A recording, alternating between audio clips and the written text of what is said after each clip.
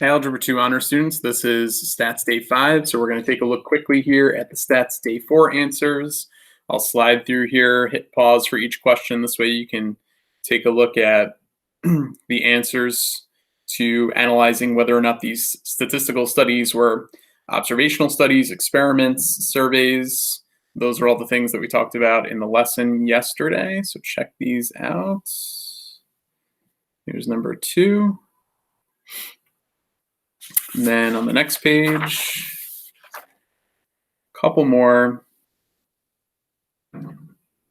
Okay. In number 4, kind of a big deal from yesterday's lesson that correlation does not imply causation. So make sure you have a good handle on that fact that, just because two variables have a positive correlation with one another does not mean that one causes the other to happen. You have to have an experiment for cause and effect. And then there were 3 cases A, B, and C, and you had to sort of just answer the questions down below. So again, let me know if you have any questions about day 4 homework, and we're going to jump right into day 5, which starts sort of right away with taking a look at some vocabulary here. So today we're going to break down what population versus sample mean. And I think this will make sense to you that the population is an entire group that we are interested in. And some statistics that are associated with populations or population characteristics. We're thinking about the mean or the standard deviation. So we've seen these symbols when we were talking about maybe some information with z-scores, right? When we're calculating z-scores, that this symbol mu represents the mean for the population, and then this symbol sigma represents the standard deviation for the population. And you'll see just kind of slightly different symbolic notation if we're talking about samples versus an entire population, okay? So here's what we have for population, whereas a sample is just a subset of a population. Our goal, and we'll talk about this more at the end of class today, is that we want a representative sample. Because if we have a representative sample, then we might be able to draw conclusions about the entire population that we're looking to study. Okay, and we see samples in observational studies, experiments. Again, we're talking about, for sample statistics, mean and standard deviation primarily. X bar is the mean. That's what you get when you type in a sample to, let's say, list 1 on the calculator and you do your 1-var stats. You get that X bar value. And you also see something in that 1-var stats called S sub X. S sub X represents the standard deviation specifically for your sample. So just kind of good to recognize there's a lot of symbols here, but know that these would be used if we're talking about an entire population versus if we're just analyzing a specific sample. The mean and standard deviation, these are the symbols that we'll be using, okay? So what we're going to now take a look at is in the examples below, we have, looks like 6 different cases, and it says for each of the following, does the group described constitute a population or a sample, or could it be considered to be a population or a sample? Explain your answer. So I'm going to go through these 6 with you. We'll talk them out, or at least I'll talk to myself here, and then hopefully you'll agree with me. Then I'll let you try some on your own for practice in just a moment here. So the very first example, all of the animals that live in Yellowstone National Park. So when we see the keyword like all of them, that seems like we're talking about an entire population here. So I will classify this example as being a population. But I would say that it really could be a population or a sample. So I can see that if you're trying to make the argument like, well, hey, what about if we're comparing the animals in Yellowstone National Park to all the animals in the United States? Then this would only have been a sample. But since we don't really know any more other than this statement here, we're talking about all the animals in the park, I'm going to consider that to be the population of the park. Again, I see, sort of some arguments for the other case there.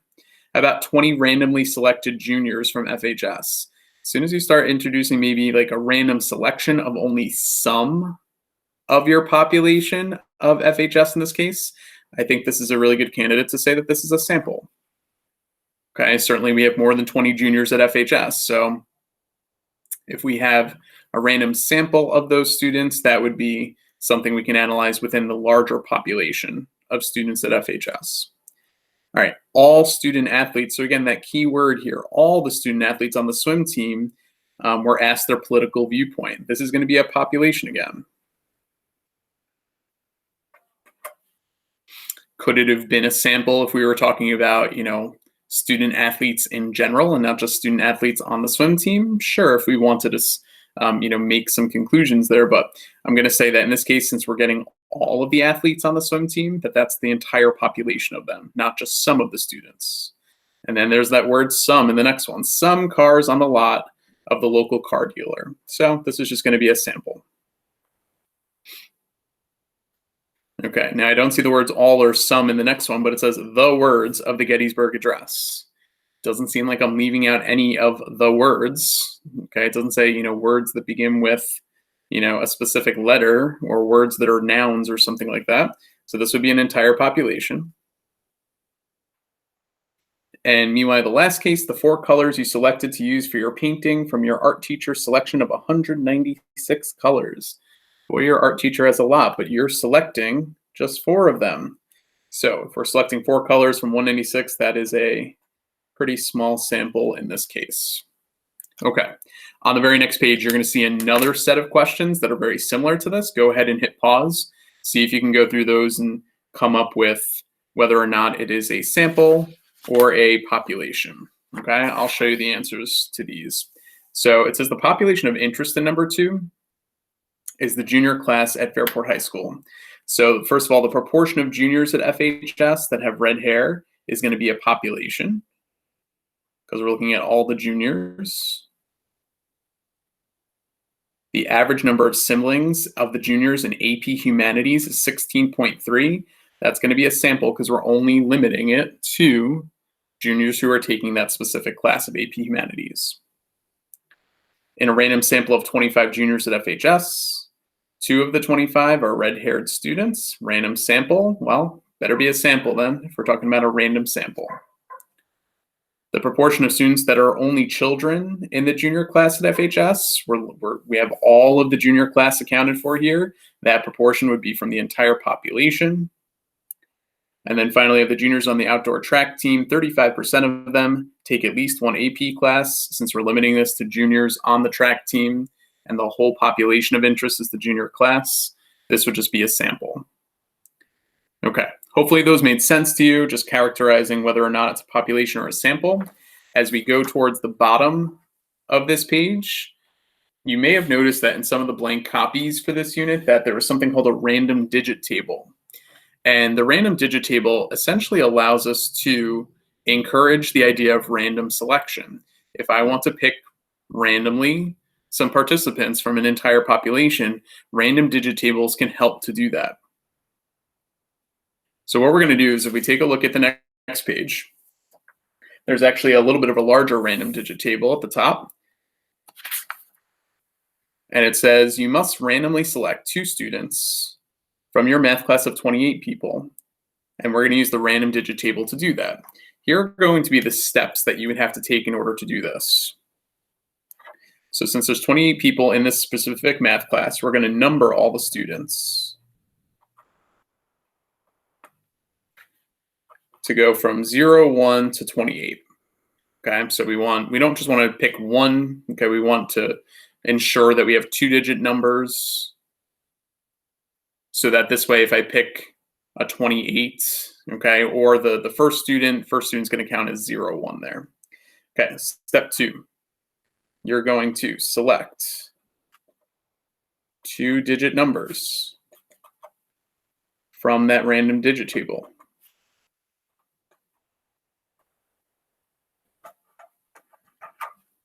And then finally, step 3. What we're going to do is, since we're looking at 2-digit numbers, we're going to have a lot of things that we really don't care about. We're going to ignore anything that's 29 through 99. Okay, I don't want that.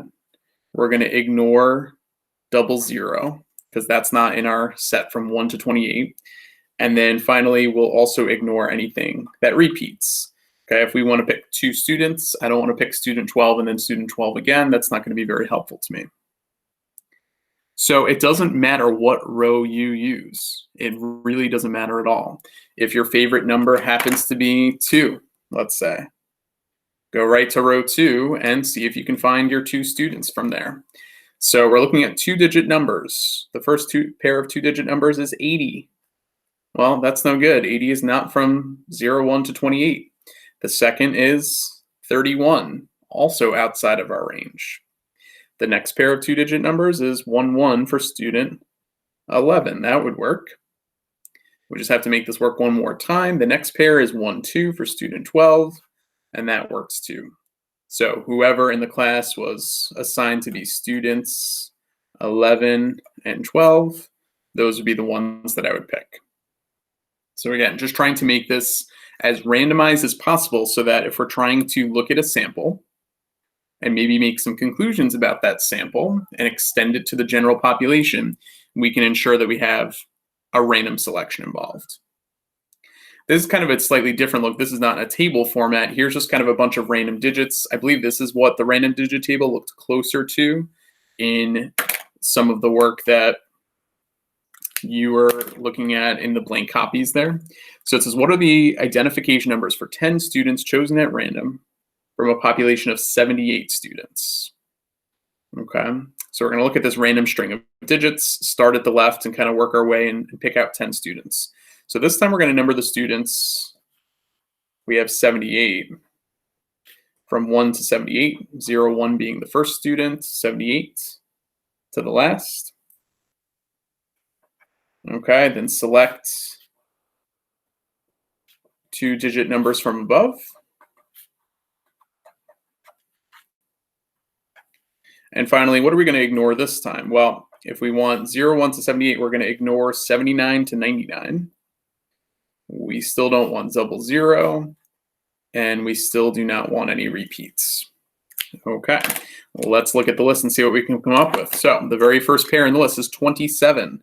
27, that works. That's somebody that we're going to include. Okay, so we've got 27. The next pair is 81. 81 outside the range, so cross that off. Now, when you kind of have this space here, the only reason the space is there is just so that your eyes don't get like too jumbled looking at all this string of numbers, okay? So the next pair would actually be the 6 and the 7 together. Okay, so we can have student 67, that works. Student 84 does not work. Student 16, that should work. We have student 01, that works just fine. Then we have student 82, nope, too big. Student 27, oh, we already have 27, so that's weird because we said we want to get rid of repeats here. Student 35, I think that's new. I'm going to list 35 here. All right, we've got 5 more to go. We've got student 21 next, that works. Student 37, don't see that in the list. Student 74 also works. Okay, the next one would be student 10. Almost done. We need one more. Student 16. Yeah, we have 16 in the list, so oops, don't want that student again. We have student 31. That would be the last one. So you just want to keep going until we capture 10 distinct different students from 1 to 78. And it seems like kind of an odd process. And of course, there's a program on our calculators that can develop random numbers for us. There's programs on computers that certainly do things like this, okay? But just as a quick sort of concrete way, looking at a random digit table, how we can do something like this. I'll skip number 5, okay? If you have questions about it and you're curious about the answers, I'll just put them up real quick for you. Here are the teachers and here are the students. I wound up using row 1 for teachers and row 3 for the students, but it really doesn't matter. You know, the tough part about looking at a question like this from my perspective is that if I asked you to do it, you would all potentially come up with different answers depending on which row you used. If it was something more along the lines of, you know, the list of digits starting on the left, then we should probably come up with the same 10 students in that scenario. Okay, here, doesn't really matter what row you use, okay? All right, so last but not least, we're gonna talk about if we cannot randomly select our sample, we need to try our best to make sure it is what's called a representative sample. Okay, so in observational studies, the people or objects to be observed would ideally be selected at random from the population of interest. What does this do? It eliminates bias, and it makes it possible for us to generalize what's happening in the sample to the entire population. So there's a couple of scenarios here, and I want you to determine, would this yield a representative sample? So do we think polling everyone in our friend's math class about their opinion of weighted grades, do we think that would be a representative sample? Well, in this case, I'm hoping you're going to say that the answer would be no. Your friend's math class is not a representation of the entire school. So we can't generalize to the entire school population. I mean, especially think about the way our school system is set up. In Fairport, we have honors classes, we have Regents classes, we have local classes. So if I just went into my honors class and I said, hey guys, what do you think about weighted grades? That's not a representative sample. I'm not necessarily going to get the variety of responses that maybe you would get if you randomized this selection more clearly here. What if I assigned every student in the senior class a number from 1 to 314 and then use the random number generator to select 30 students to poll? Boy, that sounds nice and randomized there. So I'm going to say, yeah, I mean, this is pretty perfect. If we need a sample of 30 students, there's really not a better way than, thinking about what we were just doing with that random digit table almost, okay? Last but not least, ask each student that is going through the lunch line in the cafeteria who they will vote for. This seems pretty harmless, and it seems like a good way, like a random way to kind of get answers from people coming through the lunch line. But I'm going to say no for this one, because I want you to maybe think of who might be missing from the sample. Okay, hit pause for a sec. See if you can list some people who might be missing if we just ask people going through the lunch line. Well, some of the ideas that I came up with is, what if you brought lunch? We're going to be missing that population of people. What if there's students that don't have a lunch period? Maybe students are absent that day. Are we going to get many seniors to be going through the lunch line with senior privileges? These are all things that it seems like a great idea. Like, okay, yeah, everybody wants to eat lunch, but not everybody actually goes through the lunch line. So we may not get the most randomized sample by choosing our population, or at least our sample, in that manner. So that's it for today. I hope that you are doing well. If you have any questions, let me know. We'll talk to you guys soon.